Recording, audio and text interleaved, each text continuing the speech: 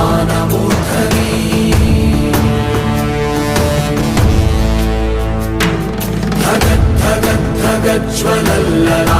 धगज्ज्वलल्ललाटपट्टपावके किशोरचन्द्रशेखरे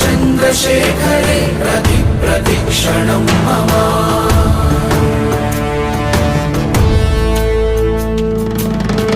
ആരിവൻ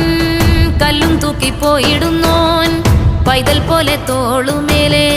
നിന്നെ തൂക്കിപ്പോയിടുന്നോൻ ആരോരും കണ്ടതില്ല ആരുമേ കേട്ടുമില്ല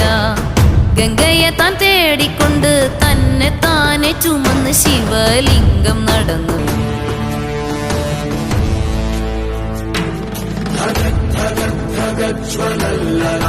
धगज्ज्वलल्ललाटपट्टपावके किशोरचन्द्रशेखरे